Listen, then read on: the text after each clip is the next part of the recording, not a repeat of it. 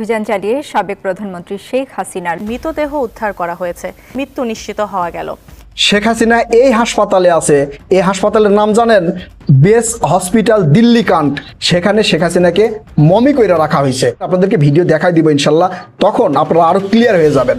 বাংলাদেশ আমাদের অঙ্গ, তাই আমরা বাংলাদেশকে তেল সার চাল ডাল পাঠাই। দর্শক, আপনারা এই মুহূর্তে দেখতে পাচ্ছেন যে বাংলাদেশকে ভারতের একটা অঙ্গরাজ্য করতে চাওয়ায় এই মুহূর্তে রীতিমতো মন্ত্রী দিলীপ ঘোষকে গণধোলাই দিচ্ছেন হুমায়ুন কবির। দর্শক, এই মুহূর্তে দেখতে পাচ্ছেন ঠিক লাঠি সোটা নিয়ে গণধোলাই দেওয়া হচ্ছে মন্ত্রী দিলীপ ঘোষকে। অবশেষে বাংলাদেশের সিংহরা জেগে উঠেছে, পালাতে শুরু করেছে শিয়াল নামক এই ধূর্ত ভারতীয় শত্রুরা। ভারতের দাদাগিরিকে বুড়ো আঙুল দেখিয়ে বেইজিং থেকে এবার সোজা ঢাকার টেবিলে এসে পৌঁছেছে এক অভাবনীয় প্রস্তাব। বাংলাদেশের উত্তরাঞ্চল থেকে এই 2-3 দিন আগে দুজন ভারতীয় গুপ্তচরকে আটক করা হয়েছে। গ্রেপ্তার করে তাদের কাছ থেকে অত্যন্ত গুরুত্বপূর্ণ তথ্য পেয়েছে। বাংলাদেশের প্রকৃত বন্ধুরাষ্ট্র 3টি দেশ। বাংলাদেশ যদি এই 3টি দেশের সাথে সুসম্পর্ক বজায় রাখতে পারি, তাহলে বাংলাদেশের দিকে চোখ তুলে তাকাবার মতো দুঃসাহস ভারত দেখাতে পারবে না। তাই বাংলাদেশকে এই 3টা দেশের সাথে সুসম্পর্ক বজায় রাখতে হবে। বাংলাদেশের বড় বড় সমস্যার সমাধানে এবার বন্ধুত্বের হাত বাড়িয়ে দিয়েছে চায়না। ও মাই গড, এবার বাংলাদেশের কোন কোন সমস্যাগুলো সমাধানে এত বড় বিনিয়োগে নামছে? আসসালামু আলাইকুম প্রিয় দর্শক, অন্য মঞ্চের আলাপ চাইতায় আপনাদের সকলকে আমন্ত্রণ। শেখ হাসিনা এই হাসপাতালে আছে। এই হাসপাতালের নাম জানেন? Base Hospital Delhi Cantt. এই হাসপাতালে শেখ হাসিনা কিভাবে আছে, যে হাসপাতালটা আপনাদেরকে দেখালাম ভিডিওর প্রথমে, এটা হচ্ছে বেস হসপিটাল দিল্লি কান্ট, মানে দিল্লির একটা সামরিক হাসপাতাল। খুবই নিরাপত্তা দেওয়া আছে সেই হাসপাতালে। সেখানে সাধারণ জনগণের প্রবেশ একদম নিষেধ। এমনকি ওই দেশের সাধারণ যারা সেনাবাহিনী আছে নিম্ন স্তরের, তারাও ওই হাসপাতালে প্রবেশ করতে পারে না। সেখানে শেখ হাসিনাকে মমি কইরা রাখা হয়েছে। আপনাদেরকে ভিডিও দেখাই দিব ইনশাল্লাহ, তখন আপনারা আরো ক্লিয়ার হয়ে যাবেন। আওয়ামী লীগের প্রতিষ্ঠা বার্ষিকী হয়ে গেল, সেখানেও শেখ হাসিনা কেন লাইভে আইসা নেতাকর্মীদের কিছু বলতে পারলো না? কারণ ভাই একটাই, একজন মৃত মানুষ কি লাইভে আসতে পারে? একজন মৃত মানুষ কি কথাবার্তা বলতে পারে? পারে না। এই জন্য শেখ হাসিনা আর পারবেও না। শেখ হাসিনাকে মহান আল্লাহ তাআলা নিয়ে গেছে। তো শেখ হাসিনার যে সকল এতিম ছেলে মেয়ে বাংলাদেশে আছে, তাদের জন্য একটু দোয়া করবেন। তারা মোটামুটি এক প্রকার উন্মাদ হয়ে গেছে, মাকে হারিয়ে তারা এতিম হয়ে গেছে। তাই আমার ভিডিওর নিচে আসা গালি দেয়, বিভিন্ন ধরনের কথাবার্তা বলে। ভাই, তাদের জন্য দোয়া করবেন, ঠিক আছে? এতিম সন্তানদের জন্য দোয়া করা কিন্তু উচিত।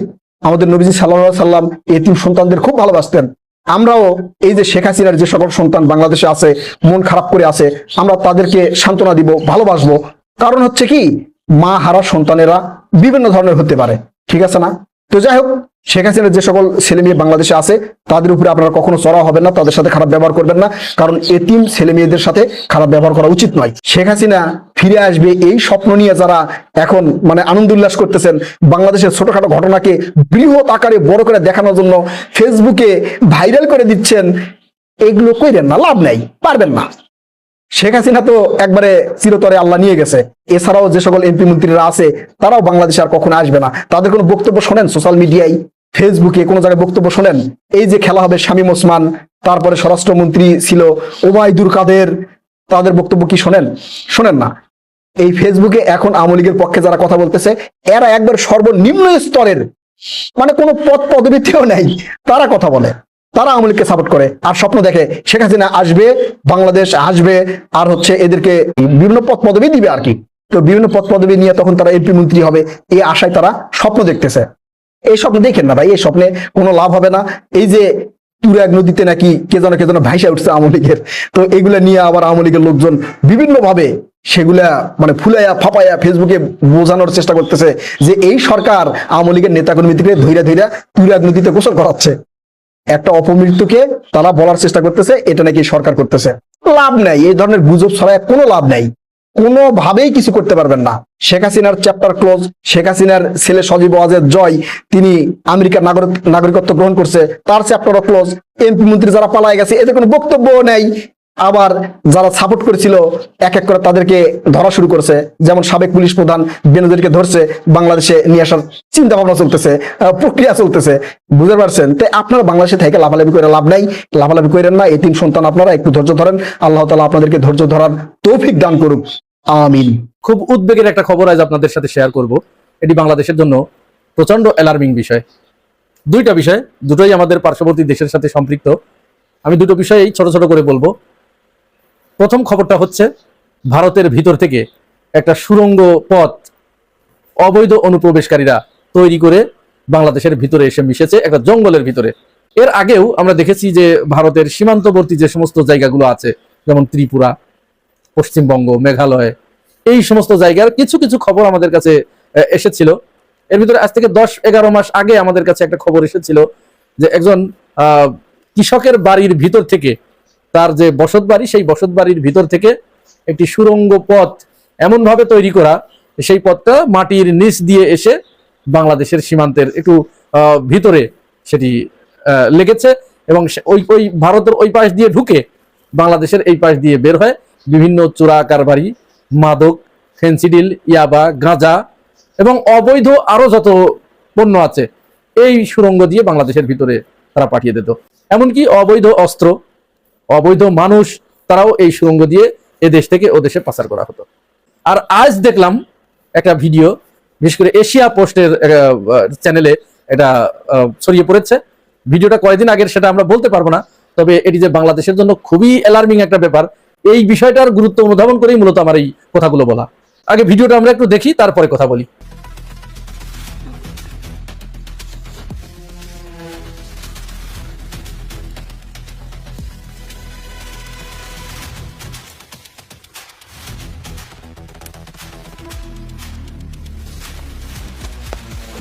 ভিডিওটা দেখলেন, এখানে দেখেন যে একেবারে গভীর জঙ্গলের ভিতর দিয়ে, যেখানে মানুষের যাবার কথা নয়, বিজিবিরও সেখানে যাবার কথা নয়, এবং এটা অনুমানও করার কথা নয় যে এরকম জঙ্গলের ভিতরে এরকম কিছু থাকতে পারে।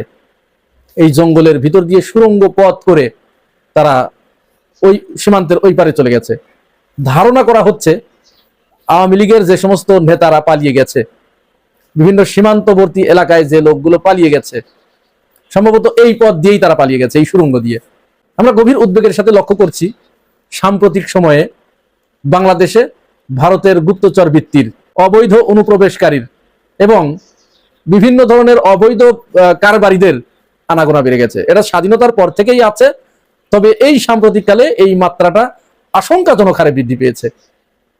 একটা খবরে দেখলাম ভারত থেকে প্রতিদিন বাংলাদেশে প্রায় 1000 কেজি গাঁজা আসে, 1000 কেজি। অ্যালার্মিং বিষয়। মাদকের বিষয়ে সংসদে আলোচনা হচ্ছে, আমাদের জনপ্রতিনিধিরা তারা মাদকের বিরুদ্ধে বলছেন। গতকালও বাবু গয়েশ্বরচন্দ্র তিনি সালাউদ্দিন আহমেদকে উদ্দেশ্য করে একটি কথা বলেছেন যে বাংলাদেশের যত ফেন্সিডিল সব ওই পথ দিয়ে আসতো, ইয়াবা টেকনাফ দিয়ে আসতো, তখন বদি ছিল, বদি এখন বধ হয়ে গেছে। স্বরাষ্ট্রমন্ত্রী এখন এই দায়িত্ব কে পালন করছে খোঁজখবর রাখেন কিনা, এটি বন্ধ হয়েছে কিনা ইত্যাদি বলেছেন। যাই হোক, এই যে বিষয়গুলো সাম্প্রতিক সময় বাংলাদেশে প্রচন্ডভাবে বেড়ে গেছে, আর এটি এই সমস্ত সুড়ঙ্গ পথ ব্যবহার করেই হচ্ছে বলে মনে করা হচ্ছে। এর ভিতরে আমরা জুলকারনাইন শায়েরের একটা খবর দেখলাম তার ফেসবুক পোস্টে, বাংলাদেশের উত্তরাঞ্চল থেকে এই 2-3 দিন আগে 2জন ভারতীয় গুপ্তচরকে আটক করা হয়েছে। বাংলাদেশের একটা বিশেষ গোয়েন্দা সংস্থার নজরদারিতে তারা ধরা পড়েছে। দীর্ঘদিন এই ব্যক্তিগুলোকে সন্দেহ করার কারণে তাদের গতিবিধির উপরে নজর রাখছিল বাংলাদেশের একটি বিশেষ গোয়েন্দা সংস্থা। তারা যখন এটি নিশ্চিত হলো যে তারা বাংলাদেশের 2টি সীমান্তবর্তী অঞ্চল দিয়ে ওই দেশে প্রবেশ করে সে দেশের 2টি সেনা ঘাঁটিতে তারা যাতায়াত করেছে, তাদের সাথে কথা বলছে, এটা তারা নিশ্চিত হওয়ার পরে তারপরে বাংলাদেশে আবার যখন এসেছে তারপর তাদেরকে গ্রেপ্তার করা হয়েছে। গ্রেপ্তার করে তাদের কাছ থেকে অত্যন্ত গুরুত্বপূর্ণ তথ্য পেয়েছে। এখান থেকে যে গুরুত্বপূর্ণ তথ্যগুলো তারা ওইদিকে পাচার করছিল সেই তথ্য পাওয়া গেছে। তাদের কাছ থেকে বিভিন্ন ধরনের হার্ড ডিস্ক, পেন ড্রাইভ, বিভিন্ন সরঞ্জামাদি উদ্ধার করা হয়েছে। এই পেন ড্রাইভের ভিতরে, এই হার্ড ডিস্কগুলোর ভিতরে বাংলাদেশের গুরুত্বপূর্ণ তথ্য তারা পেয়েছে এবং সেগুলো ওইদিকে পাচার করছিল, এই প্রমাণ তারা পেয়েছে, তাদেরকে আটক করা হয়েছে। এইভাবে গুপ্তচর বৃত্তি বাংলাদেশে চালু রেখেছে ভারতীয় গোয়েন্দা সংস্থা র। অবশেষে বাংলাদেশের সিংহরা জেগে উঠেছে, পালাতে শুরু করেছে শিয়াল নামক এই ধূর্ত ভারতীয় শত্রুরা। 25 দিনের সমুদ্রপথের ঝক্কি এবার শেষ হতে চলেছে মাত্র 24 ঘন্টায়। দক্ষিণ এশিয়ার ভূ রাজনীতিতে এক মহা ভূমিকম্প এনে দিয়েছে বেইজিং এর একটি গোপন ফাইল। ভারতের দাদাগিরিকে বুড়ো আঙুল দেখিয়ে বেইজিং থেকে এবার সোজা ঢাকার টেবিলে এসে পৌঁছেছে এক অভাবনীয় প্রস্তাব। বাংলাদেশ মিয়ানমার চীন অর্থনৈতিক করিডর এবং বাংলাদেশের সাহসী সিংহ এই চুক্তির ক্ষেত্রে সবথেকে বড় ভূমিকা পালন করেছে। এতদিন যে ভারতকে মনে করা হতো এই অঞ্চলের একমাত্র বিগ ব্রাদার, সেই ভারতের কপালে এখন চিন্তার ভাঁজ তৈরি হলো। কারণ সাহসী বাংলাদেশ এবার নিজের স্বার্থে এমন এক মেগা গেমে পা বাড়িয়েছে যা পুরো অঞ্চলের বাণিজ্যিক মানচিত্রই বদলে দেবে। ভারতের একচেটিয়া প্রভাব কি এবার তাহলে খতম হতে চলেছে? বাংলাদেশ কি সত্যি হতে যাচ্ছে দক্ষিণ এশিয়ার পরবর্তী বাণিজ্যিক পরাশক্তি? আজ আমরা দেখব বেইজিং এর সেই জাদুকরী প্রস্তাবের আসল রূপ এবং সত্যিকার অর্থে বাংলাদেশের এই সাহসী সিংহদের পদক্ষেপের ভিত্তিতে কি হতে যাচ্ছে এই দক্ষিণ এশিয়ায়। এতদিন চীন থেকে বাংলাদেশের কোনো ফ্যাক্টরির কাঁচামাল কিংবা তৈরি পণ্য আসতে সমুদ্রপথে সময় লাগতো 15 থেকে 25 দিন। জাহাজের ভাড়া, পোর্টের জটলা আর লজিস্টিক্সের পেছনেই নষ্ট হতো কোটি কোটি টাকা। কিন্তু চীন যে মাল্টি মোডাল রুট অর্থাৎ সড়ক ও রেলের প্রস্তাব দিয়েছে তা এক কথায় অবিশ্বাস্য। এই করিডোর চালু করা সম্ভব হলে চীনের এক প্রান্ত থেকে মালবাহী গাড়ি বা ট্রেন রওনা দিয়ে মিয়ানমার হয়ে মাত্র 24 ঘন্টাতেই পৌঁছে যাবে বাংলাদেশে। অবিশ্বাস্য বিষয়, অর্থাৎ বাংলাদেশের সাহসী প্রধানমন্ত্রী তারেক জিয়ার মাধ্যমে অবশেষে এই স্বপ্ন বাস্তবায়ন হতে যাচ্ছে। 25 দিনের পথ মাত্র একদিনে শেষ হবে। বাণিজ্য মন্ত্রী নিজেই 24 ঘন্টা লজিস্টিক ম্যাজিক নিয়ে উচ্ছ্বাস প্রকাশ করেছে। এটি চালু হলে বাংলাদেশের লজিস্টিক্স ও পরিবহন খরচ এক ধাক্কায় চলে আসবে প্রায় শূন্যের কোঠায়। তারেক জিয়া বাংলাদেশকে নিয়ে অনেক বড় স্বপ্ন দেখেছে, যেটার বাস্তবায়ন অবশেষে শুরু হলো।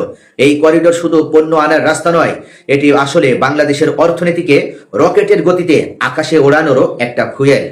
পরিবহন খরচ যদি কমে যায় তাহলে বিশ্ববাজারেও বাংলাদেশের তৈরি পোশাক এবং অন্যান্য পণ্যের দামও কমে যাবে।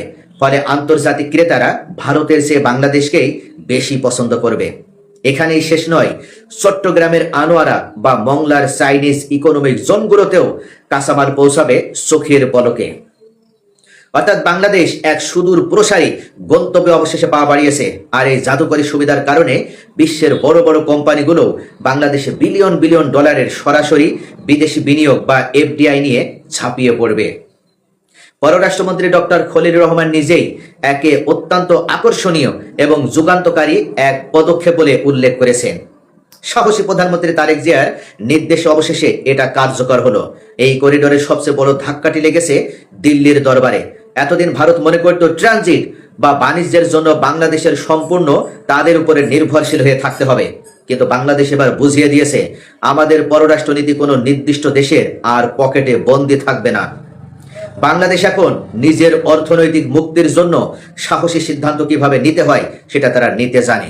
চীন, বাংলাদেশ, মিয়ানমারের এই অক্ষ যদি শেষ পর্যন্ত সফল হয় তবে উত্তর পূর্ব ভারতে ট্রানজিট দেওয়ার জন্য বাংলাদেশের ওপর ভারতের যে একচেটিয়া চাপ বা দাদাগিরি ছিল তাও চিরতরে খতম হয়ে যাবে। বাংলাদেশ আর ভারতের কলোনিয়াল মাইন্ডসেটের কাছে মাথা নত করবে না এবং সামনে সামনে অর্থাৎ সমানে সমানে তারা নিজেরাই এবার ভারতের চোখে চোখ রেখে খেলা দেখাবে এবং পররাষ্ট্রনীতির ক্ষেত্রে স্বাধীনভাবে তারা সিদ্ধান্ত গ্রহণ করবে। তবে এই স্বপ্নের করিডোরের মাঝে একটি বড় কাঁটা রয়েছে, আর তা হলো মিয়ানমারের রাখাইন রাজ্যের অস্থিতিশীল পরিস্থিতি। গৃহযুদ্ধ আর জাতিগত সংঘাতে উত্তপ্ত এই অঞ্চল দিয়ে সড়ক বা রেল লাইন নেওয়া আসলে কতটা নিরাপদ হবে তা নিয়েও বাংলাদেশ সরকার অত্যন্ত সতর্ক অবস্থানে রয়েছে। নিরাপত্তা নিশ্চিত যদি শেষ পর্যন্ত না করা হয় তাহলে বাংলাদেশ কোনো ঝুঁকিপূর্ণ পদক্ষেপেও যাবে না।